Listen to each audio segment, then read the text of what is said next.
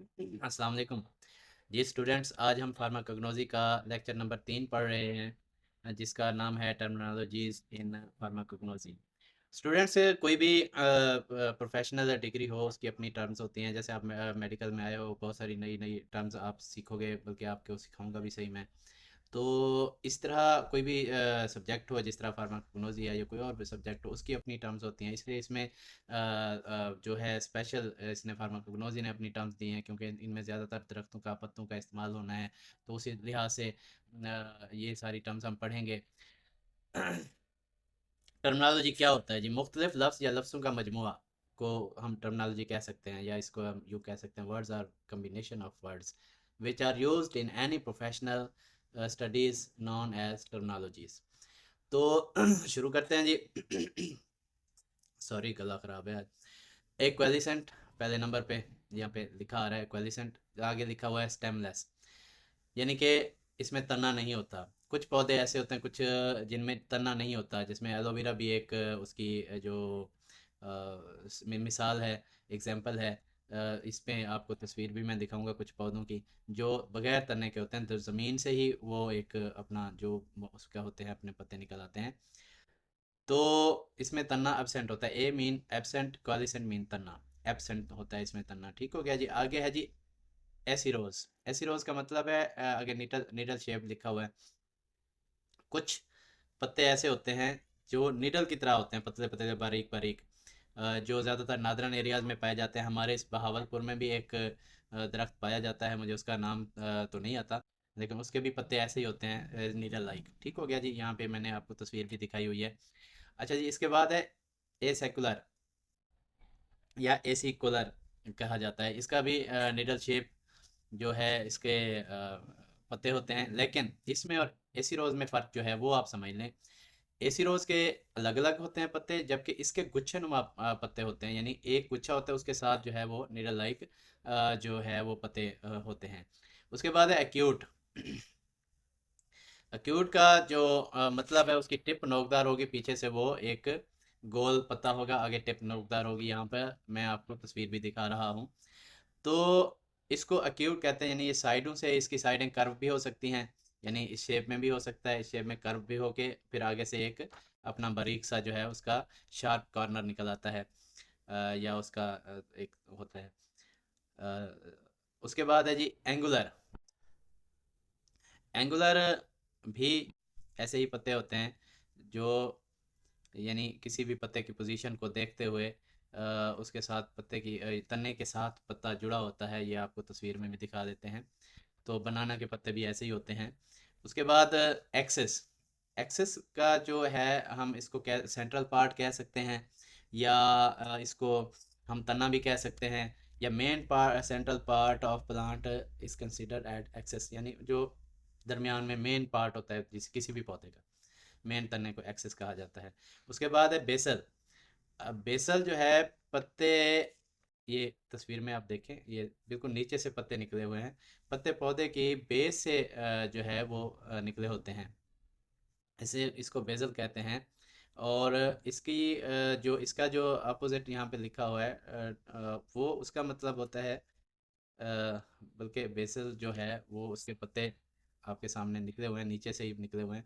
और बेसिफिक्स जो है उसका अपोजिट होता है डॉर्सिफिक्स। बेसिफिक्स में आप ये देखें, तस्वीर में आप देख रहे हैं, इसलिए आपके लिए तस्वीर लगाई है। ये एंथर और फिलामेंट ऐसे होते हैं। ये मैंने आपको यहाँ पे लगा के दिखा दी है तस्वीर। उसके बाद कैपिलरी। आपने देखा होगा, वैसे कैपिलरी कहा जाता है खून की जो बारीक बारीक नालियाँ हमारे जिस्म में होती हैं, जो किसी भी जानदार के जिस्म में होती हैं, लेकिन यहाँ पर जो है कैपिलरी जो है वो पौधे के दरमियान में आपने देखा होगा बारीक बारीक सी लाइनिंग होती है, उसको कैपिलरी कहते हैं। इसी पत्ते में आप देख सकते हैं, ये जो डेल्टाइड के उस पर लगा रहे हैं। आगे है जी डेल्टाइड। ये भी तकोन नुमा पत्ता होता है, जैसे पीपल का पत्ता। ये मैं तस्वीर भी मैंने लगाई है, चौड़ा होगा, तकोन नुमा होगा। और उसके बाद इसकी जो है, इसकी शेप इस तरह होगी। ये पता लगा हुआ है। उसके बाद है डेंस। डेंस गाढ़ा, वैसे तो इसका मतलब बनता है लफ्ज़ी मतलब, लेकिन यहाँ पर ऐसे ये जहाँ ज़्यादा फूल इकट्ठे होंगे वहाँ पे, जैसे आपने कभी बेल देखी होगी, दरख्तों में बेल चढ़ रही होती है, तो उसके काफ़ी काफ़ी फूल लगे होते हैं एक ही उस पे, टहनी पे कह लो, या एक ही तनी तने पे कह लो। उसके बाद है डेंटेट।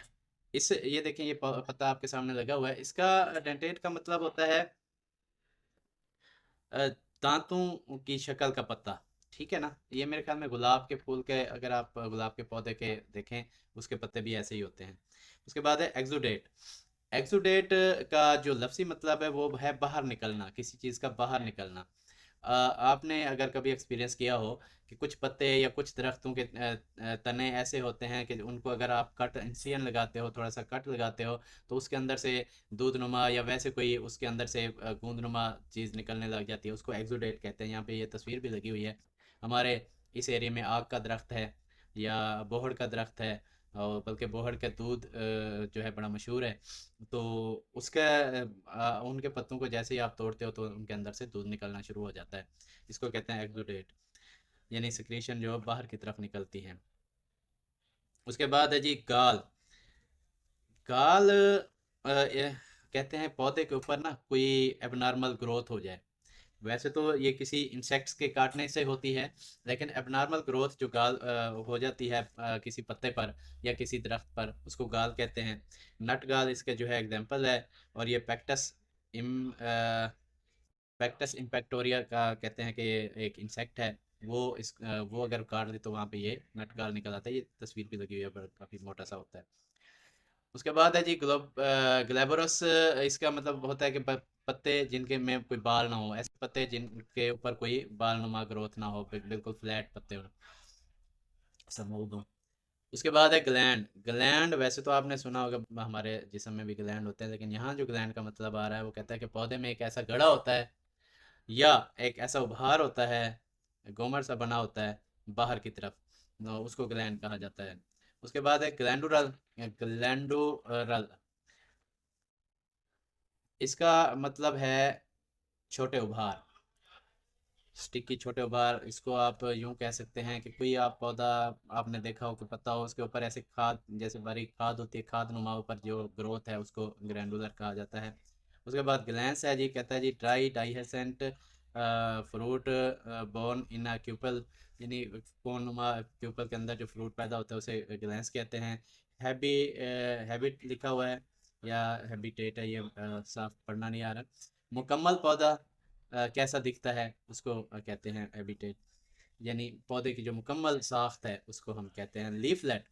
लीफलेट का मतलब होता है कि एक तो होता है ना पत्ता, मोटा पत्ता जो आपने पीछे तस्वीरों में देखा है, एक ऐसा होता है जैसे नीम का पत्ता आपने अगर देखा हो तो वो पत्ते के अंदर एक बारीक सी टहनी होती है, बारीक सी स्टेम होती है, उसके अंदर साथ पत्ते जुड़े होते हैं, उसको कहते हैं लीफलेट।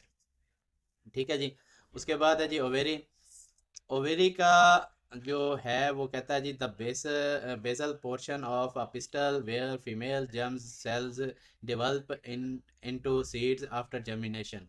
कहता है जी बेसल पोर्शन होता है पिस्टल के अंदर, जहाँ पर जो फीमेल जर्म सेल्स डेवलप होते हैं इनटू सीड, बीज बनते हैं आफ्टर जर्मिनेशन, जर्मिनेशन के बाद। ठीक है जी। पोली का मतलब होता है, लिटिल मीनिंग जो है इसके वो यही है कि बहुत ज़्यादा। आपने अक्सर ये लफ्ज़ सुना होगा पोली क्लिनिक्स के नाम से, और बाकी भी बहुत सारे आपने नाम सुने होंगे, यानी बहुत ज़्यादा, यानी एक क्लिनिक में ज़्यादा डॉक्टर बैठे तो उसे पोली क्लिनिक कहा जाता है। उसके बाद है रेज्यूम्स। रेज्यूम्स का मतलब होता है कि ज़मीन के अंदर ऐसा तना जहाँ से और तने भी निकल सकते हो। ठीक है, इसके अंदर ग्लासिरजा की वैसे एग्जांपल दी हुई है, लेकिन और भी बहुत सारी हैं, जैसे हमारे अदरक है। इसके अलावा और भी बहुत सारी चीज़ें हैं जो ज़मीन के अंदर ही दोबारा उनसे नए दरख्त निकल आते हैं। वेजिनेट होता है जी ऐसी चीज़ जिसके इर्द गिर्द कवर हो, यानी इर्द गिर्द कोई मेम्ब्रेन हो, किसी चीज़ से ढका हुआ हो, उसको वेजिनेट कहते हैं। जाइलम है, ये आप देख भी रहे हैं, दरख्त में ऐसा टिश्यू जहाँ पानी होता है दरख्त के अंदर, स्टेम के अंदर, ये देखें आप जाइलम, और ये इसमें लिखा हुआ है फैलम। ठीक है जी, आज का लेक्चर यहीं तक था। उसके बाद हम फिर इसके थोड़ा सा एक छोटा सा लेक्चर और होगा, वो पढ़ेंगे, फिर हम आगे चलेंगे इंशाल्लाह। तो तब तक के लिए